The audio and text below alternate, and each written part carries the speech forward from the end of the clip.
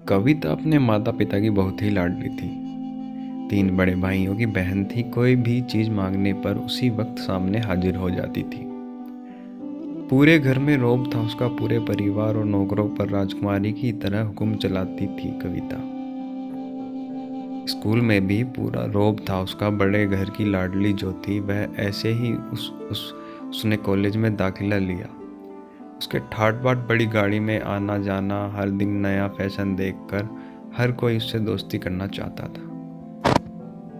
थोड़े ही दिनों में उसके बहुत से दोस्त बन गए। पूरे कॉलेज में उसकी अपनी ही एक पहचान थी। इन दिनों उसके घर एक रिश्ता आया। खानदानी लोग थे और पापा की पुरानी जान पहचान थी। उनके साथ कविता के साथ कोई ज़बरदस्ती नहीं थी, पर कविता ने फिर भी हाँ कर दी क्योंकि वह अपने परिवार से बहुत प्यार करती थी। वह जानती थी कि वह लोग उसका अच्छा ही सोचेंगे। लड़के का नाम राज था। राज काफ़ी पढ़ा लिखा और समझदार लड़का था। ससुराल वाले भी बहुत अच्छे थे। ससुराल में कविता की जगह वैसी ही थी जैसी कि मायके में। कोई भी कार्य कविता की सलाह के बिना नहीं होता था। सबकी लाडली बहू बन गई थी वह। फिर उसके घर एक बेटे का जन्म हुआ। राहुल कविता को जान से प्यारा था। पोता पाकर ससुराल वाले तो फूले नहीं समाते थे। कविता कभी कभी सोचती कि उसकी किस्मत कितनी अच्छी है। उनका हर अपना उसे कितना प्यार करता है। चाहे जीवन में कैसा भी समय आए, मेरे अपने हमेशा मेरे साथ हैं। मैं कभी अकेली नहीं हो सकती। कितनी खुशकिस्मत हूँ मैं। पैर शायद कविता की खुशियों को उसकी अपनी ही नज़र लग गई। एक दिन वह मायके जाने की जिद कर बैठी। राज को बहुत काम था लेकिन वह फिर भी उसे ले गया। रास्ते में उनकी गाड़ी अन्य गाड़ी से टकरा गई। कविता, राज और राहुल बहुत ही बुरी तरह से जख्मी हो गए। राज और राहुल तो ठीक हो गए लेकिन कविता पूरी तरह ठीक ना हो सकी।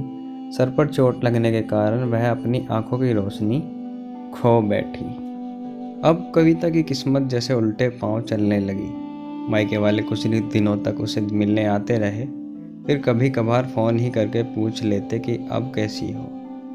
धीरे धीरे ये सिलसिला भी कम हो गया। ससुराल वालों की सहानुभूति भी कम होने लगी। घर में किसी को पास बैठने के लिए कहती तो जवाब मिलता, बहुत काम है, अब तुम भी हाथ नहीं बटा सकती। राज भी चिड़चिड़ा हो गया था। बस राहुल ही था उसके साथ, जिसके साथ हंसते खेलते उसका वक्त गुजरता। एक दिन कविता के हाथ से कुछ सामान गिर गया जिसकी वजह से राहुल को हल्की सी चोट लग गई। कविता के सास ससुर ने राहुल को उससे अलग कर दिया कि कहीं उसके ना देखने की वजह से बच्चे का कोई नुकसान ना हो जाए। कविता अंदर से टूट चुकी थी। एक दिन उसने सबके सामने मायके जाने की इच्छा रखी तो राज उसे तुरंत मायके छोड़ आया, जैसे कि वह भी यही चाहता था। लेकिन राहुल को उसके साथ नहीं भेजा गया। कविता कभी राहुल से दूर नहीं रही थी, पर अपनी कमी के कारण उसने ज़्यादा बहस नहीं की। कविता को लगा कि वह 3-4 दिन वहाँ रहेगी तो थोड़ा हवा पानी बदल जाएगा, क्योंकि वह कितने दिनों से कहीं बाहर नहीं गई थी। घर वाले भी इतने दिनों के बाद उसे देखकर कितने खुश होंगे। कविता के घर पहुंचने पर सब लोग बहुत खुश हुए। खाने में सब कुछ कविता की पसंद का ही बना था। उसने अपने मम्मी पापा और भाई भाभीयों से दिल खोलकर बातें की। उनके छोटे छोटे बच्चे भी बुआ के साथ घुल मिल गए थे। रात को सोने के वक्त जब वह कपड़े बदलने लगी तो उसे पता चला कि उसका बैग तो भरा हुआ था। वह सब समझ गई। वह बहुत उदास हो गई। कुछ दिनों तक तो सब ठीक रहा, फिर जैसे सब बदलने लगा। सबका व्यवहार बदल रहा था। वह लोग जैसे थक चुके थे। उससे सब लोग घुमा फिरा कर पूछने लगे कि राज कब आ रहा है उसे ले जाने। वह बहाना बना देती, जबकि वह जानती थी कि उस घर में अब उसके लिए कोई जगह नहीं। कविता से चलते वक्त कुछ न कुछ नुकसान हो जाता। थोड़ी बहुत टोटा टाकी उसे सुनाई देती, वह टाल देती। एक दिन उसके हाथ से लगकर एक कीमती फूलदान टूट गया।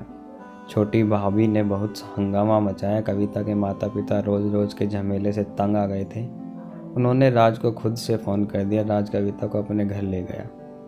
कविता को अपने परिवार वालों से ये उम्मीद ना थी। जिस कविता के कहे बिना घर में एक पत्ता भी नहीं हिलता था, उस घर के लिए वह अब बोझ बन चुकी थी।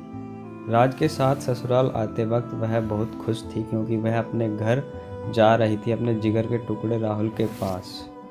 परंतु यह खुशी भी कुछ पल की ही थी। सारा बंदोबस्त पहले ही किया हुआ था। कविता को सीधे ऊपर वाले कमरे में पहुंचा दिया गया। राहुल से दूर रहने की सख्त चेतावनी दी गई। एक काम वाली लता को उसकी जिम्मेदारी सौंपी गई, जो उसके खाने पहनने जैसी ज़रूरतों का ध्यान रखती। कविता ज़्यादातर चुप ही रहती। कभी कभी काम वाली लता से थोड़ा बतिया लेती। उसके जरिए राहुल का पता चल जाता। सबकी लाडली बेटी और बहू सबके लिए लाडली से बोझ बन चुकी थी।